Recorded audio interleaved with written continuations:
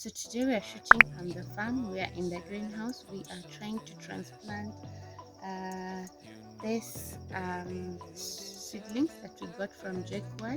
I will attach the video here so that you see how we went to get them, and we have left them in the greenhouse for about a week so that they can adapt to the environment. They were in a different environment, and yeah, so once you get seedlings, don't just come and plant them immediately. So once you've decided on the day of transplanting, as you stayed a week to allow the seedlings to adjust to the hot weather. We bought them in a different part of town, so the climate was different. This is our simple greenhouse. It's wooden. Our worker, together with another casual laborer, just constructed it in 2 days. Then we bought the paper and voila. The troughs are made with dam liner,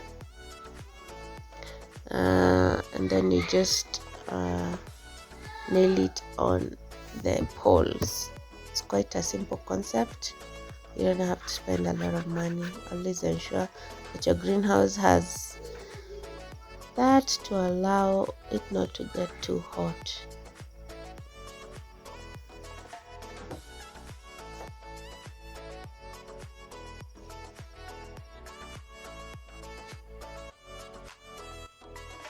So here we are removing the troughs with soil because the worker put too much, so we want to reduce a bit.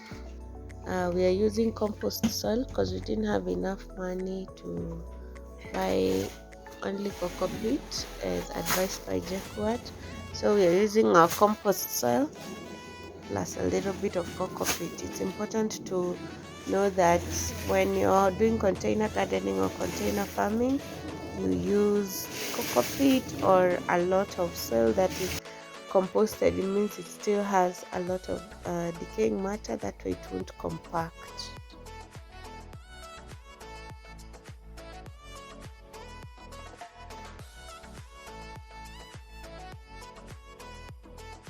So this is the nice compost salt. As you can see, it has a lot of organic matter, high in carbon.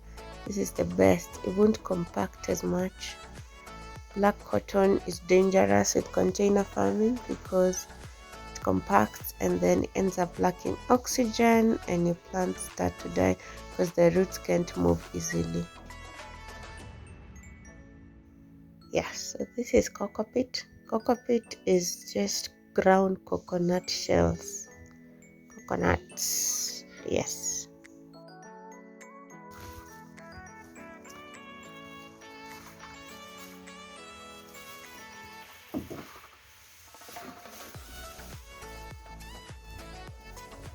Sawa, tafura eka maji.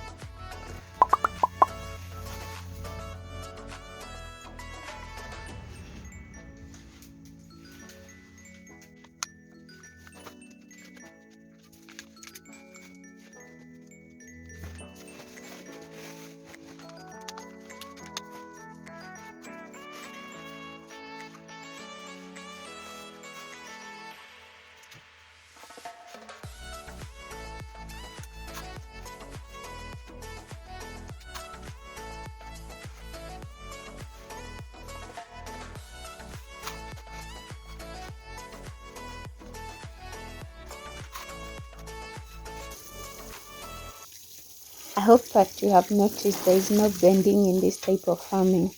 This is where it's very convenient because strawberries need a lot of pruning and care, that you have it close to your eyes, and care will be done frequently, so you don't want the back bending and the pain to cause you not to take care of your strawberries. That's why we raised the beds into troughs.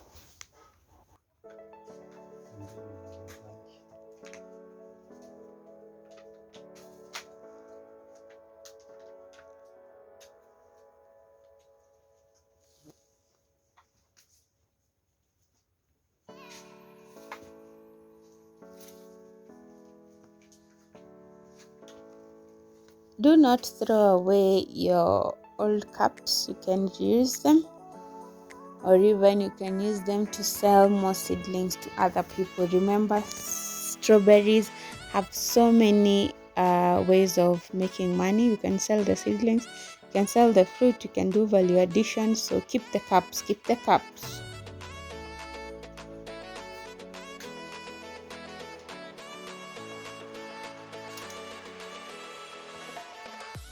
That was so much fun. We planted on the compost soil. We added some water to make the soil a little bit more muddy so that the plants don't find very dry soil. Now it's time to add the cocoa peat. We just mix the cocoa peat with water. Ensure that it has enough so that it doesn't dehydrate your plants. Then you add a layer on top as mulch for around 1 or 2 inches on the plant. This is to help with the retention of water for the plant, and it's also organic, so it will eventually break down and be good for the soil as well.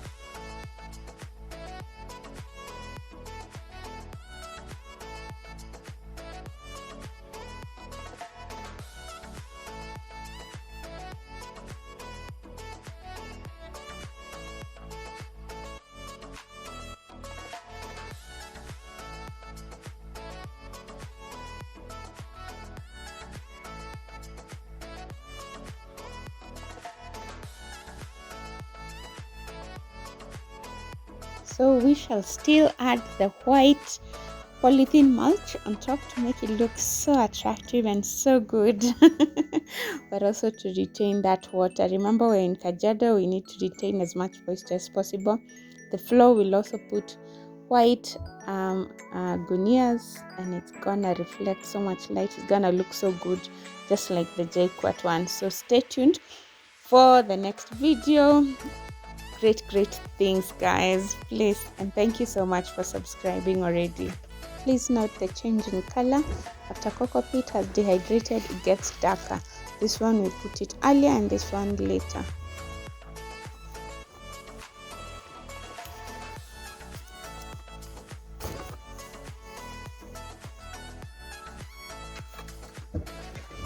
Do not do strawberry farming if you do not have irrigation. Strawberries need a lot of water, and that's why we're even doing it in this way. They are going to be good value for investment because the cost of water will be returned, but don't even start if you don't have water for irrigation. So for us, we want to make sure it's as easy as turning on and turning off a tap. The idea is to have ease in farming.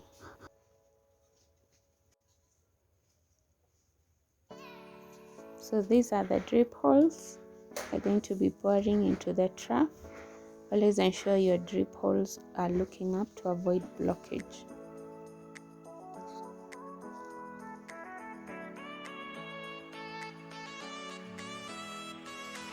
That's it, guys.